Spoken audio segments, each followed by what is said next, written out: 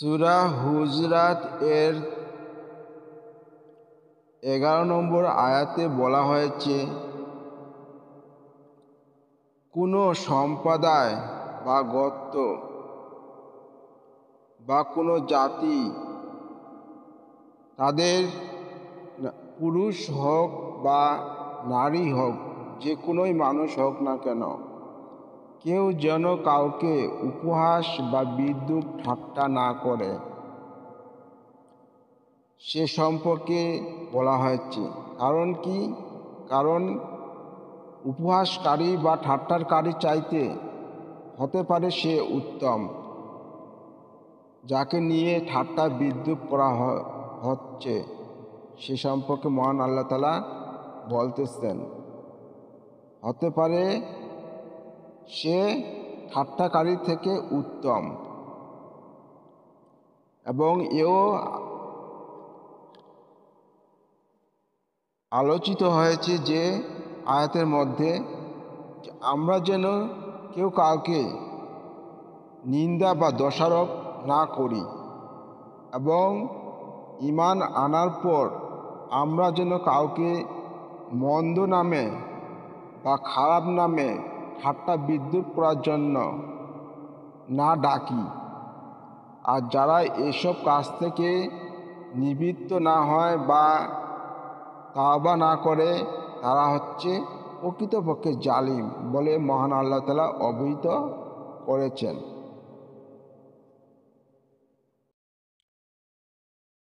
বিসমিল্লাহির রহমানির রহিম। ইয়া আইয়ুহাল্লাযীনা আমানু লা ইয়াসখার কাওমুম মিন কাওমিন আশা আইয়াকুনু খায়রাম মিনহুম ওয়ালা নিসাউম মিন নিসাইন আশা আইয়াকুন্না খায়রাম মিনহুন্না ওয়ালা তালমিজু আনফুসাকুম ওয়ালা তানাবাজু বিল আলকাবি বিসা ইসমুল ফুসুকু বাদাল ঈমানি ওয়া মান লাম ইয়াতুব ফাউলাইকা হুমুজ জালিমুন। হে বিশ্বাসীগণ, কোনো পুরুষ যেন অপর পুরুষকে ঠাট্টা না করে, কেননা সে ঠাট্টাকারী অপেক্ষা উত্তম হতে পারে।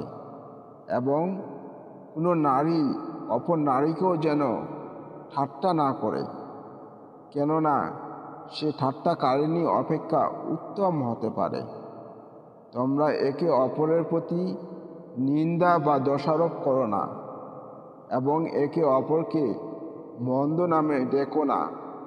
বিশ্বাস স্থাপন করার পর মন্দ নামে ডাকা অন্যায়। আর যারা নিবৃত্ত না হয় বা তাওবা না করে, তারাই জালিম। নামে ডেকো না। বিশ্বাস স্থাপন করার পর মন্দ নামে ডাকা অন্যায়।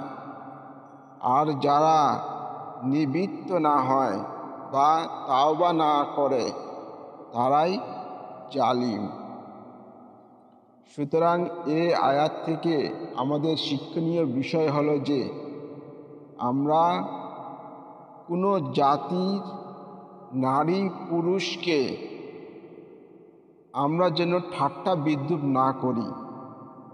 মহান আল্লাহ তাআলা বলে দিচ্ছেন, যাকে নিয়ে আমরা ঠাট্টা বিদ্রূপ উপহাস করতেছি, হতে পারে সে তোমাদের চাইতে অনেক উত্তম, ভালো।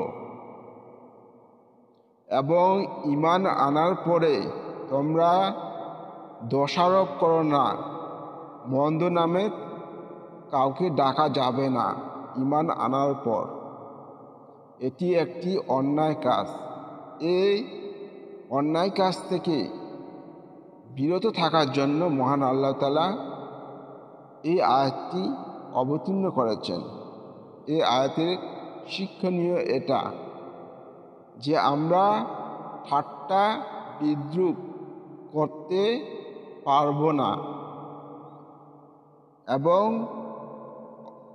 একে অপরের প্রতি নিন্দা বা দোষারোপ না করা এবং ঈমান আনার পর কাউকে মন্দ নামে ডাকা এটা একটা অন্যায় কাজ। সুতরাং এই অন্যায় কাজ থেকে বিরত হওয়ার জন্য যে তাওবা করবে না বা অনুতপ্ত হবে না বা নিবৃত্ত না হয় তারাই হবে জালিম, সে সম্পর্কে এখানে বলে দেওয়া হয়েছে।